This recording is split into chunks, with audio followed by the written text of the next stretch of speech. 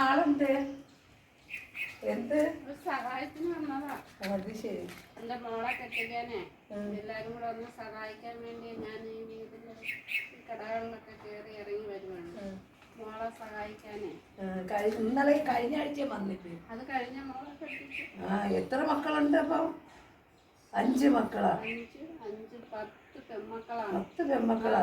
അപ്പൊ ഒരേന്നെ കെട്ടിക്കുമ്പോ ഒരേന്നെ ഇറങ്ങണ്ടേ? എന്നും ഇങ്ങനെ വന്ന് നമ്മളെന്തേലും ചെയ്യും?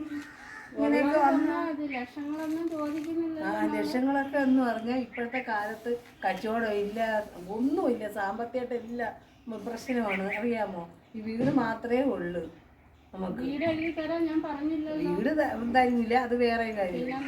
അതല്ല 10 മക്കൾക്ക് അത് 10 മക്കൾക്കും 10 കുഞ്ഞിനെ കെട്ടിക്കാൻ വേണ്ടി ഞാൻ വന്ന് ഒരു സഹായം ചോദിക്കുമ്പോൾ വീട് എഴുതി തരാന്നൊക്കെ താത്ത പറഞ്ഞാൽ എങ്ങനെയാണ്? പഠിച്ചോനെ, നമ്മളെ ഇതിൽ പറയുന്നു, നമ്മളെല്ലാം കൊടുക്കും എല്ലാവർക്കും. പക്ഷെ അങ്ങനെ അല്ല. ഇത് കഴിഞ്ഞ ആഴ്ചയും വന്ന് ഇനി 10 മക്കൾക്കും 10 സ്ഥലത്ത് വരണ്ട, വേറെ ഏതായാലും വഴിക്ക് പൊക്കൂടെ? എല്ലായിടത്തും കൂടെ പോയാലല്ലേ ഒരു ഇച്ചിരി പൈസ ആയാലും ആ കല്യാണ ചെലവിന് കിട്ടത്തുള്ളൂ. അതുകൊണ്ടല്ലേ ഞാൻ ഈ വീടെല്ലാം അപ്പുറത്തെ വീട്ടിൽ ചെന്നപ്പം തന്നെ ആ വീട്ടിൽ ചെന്നപ്പം തന്നെ ഈ വീട്ടിൽ ഈ താത്തയുടെ അടുത്ത് വന്നപ്പോഴാണ് ഇങ്ങനെ സംസാരിക്കുന്നത്. വീടിന്റെ കാര്യമൊക്കെ ഞാൻ ചോദിച്ചോറാത്ത. വീട് തരണമെന്നല്ലല്ലോ പറഞ്ഞത്. അതല്ല, ഒരാഴ്ച 2 ആഴ്ച അല്ല, 3 ആഴ്ച. തരണ്ട. അയ്യ, അത് തരുമില്ല. അതെങ്ങനെ തരും? അങ്ങനെ തരാൻ പറ്റുമോ? പിള്ളേരെ വാപ്പ ഇവിടെ ഇല്ല, അപ്പ എങ്ങനെ തരും? വാപ്പ പുറത്തോട്ട് പോയേക്കുന്നു. പാപ്പയെ തരാനല്ലല്ലോ ഞാൻ ഇങ്ങനെ സംസാരിച്ചാ മതിയാ? ഇങ്ങനെയൊക്കെ വൃത്തിയായിട്ട സംസാരിച്ച ആര് തരും? ഈ പിഷ എടുക്കാൻ വരുന്നവരെ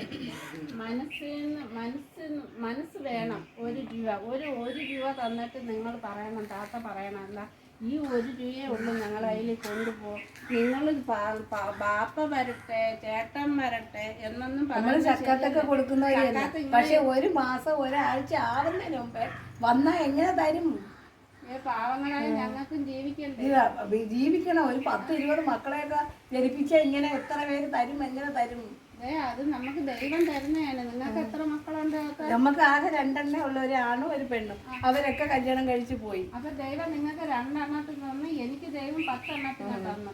അത് ഞങ്ങള് പിഷ എടുത്തെങ്കിൽ നമ്മളെ ഗതി ഇങ്ങനെ ആയിപ്പോ. എല്ലാ മനുഷ്യനും ഇങ്ങനെ ഒരു ഗതി വരാതിരിക്കാൻ ദൈവം ഒരു സഹായം തരട്ടെ. ഞങ്ങളെ പോലെ ആക്കാതെ ഇരിക്കാൻ നിങ്ങൾ ദൈവത്തോട് കഴിഞ്ഞ പ്രാവശ്യം ഞാൻ വല്ലതും തരണമെങ്കിൽ തരണം. അല്ലെങ്കിൽ നിങ്ങൾ ഈ ഡയലോഗ് എടുത്ത് അടിച്ചു വിടണമെങ്കിൽ വരുമ്പോൾ ഒരു 10 അല്ലെങ്കിൽ 1 ഗ്ലാസ് വെള്ളം. ഈ വെയിലത്ത് ഞാൻ വന്നല്ലോ, ഞങ്ങൾ 1 ഗ്ലാസ് വെള്ളം തരാത്ത സ്ത്രീയാണ് നിങ്ങൾ എന്തൊരു പ്രാർത്ഥിച്ചിട്ട് എന്തൊരു ഫലം? ദാനം കൊടുക്കണം, ദാനം. കഴിഞ്ഞ പ്രാവശ്യം ഞാൻ എന്ത് തന്നു? ഞാൻ ഇന്നത്തെ വീട്ടിലല്ല വന്നത്, ഞാൻ ഈ വീട്ടിൽ ഇപ്പൊ ആദ്യമായിട്ടാണ് വരുന്നത്. ദാനം കൊടുത്താലേ മക്കൾക്കും നിങ്ങൾക്കും മേക്കതി ഉണ്ടാവും. അതായത് നിങ്ങൾ ഇങ്ങനെ നശിച്ചു പോകും. ഇല്ലെങ്കിൽ 1 രൂപ എടുത്ത് തരുന്ന എന്തിനാണ്? എനിക്ക് നിങ്ങൾ ആ 1 രൂപ 2 രൂപ നിങ്ങളാണ് വെച്ചേരാ. ഇത് വെച്ചേരാ. ഞാൻ എനിക്ക് അത്ര വേണ്ട. 2 രൂപ ജനം എല്ലാരും ദൈവം കാണണം. ഈ 2 രൂപയാണ് എനിക്ക് തന്നത്, അത് നിങ്ങൾ തിരിച്ചു വെച്ചു. അത് വെച്ചേണ്ട, നിങ്ങൾ എന്നെ എടുത്തോ. സംസാരിച്ചില്ലേ, അതുകൊണ്ട് നിങ്ങൾ എടുത്തോ. 10 കോടി തരാം. വേണ്ട, കോടി ഞാൻ ചോദിച്ചില്ല.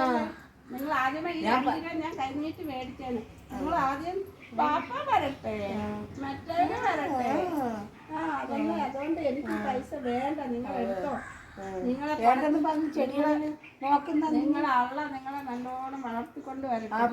വളർത്തി ഇവിടെ വരെ ആക്കിയത് തന്നെ. സഹായിക്കണം. കൃഷക്കാർ വരുമ്പോ ആ 2 രൂപ ആദ്യം നിങ്ങൾ എനിക്ക് തരാൻ എന്ത് തന്നില്ലല്ലോ. അത് കഴിഞ്ഞ ആഴ്ച വന്നില്ലേ? 10 മക്കളെന്നൊക്കെ പറഞ്ഞ എങ്ങനെ തരും?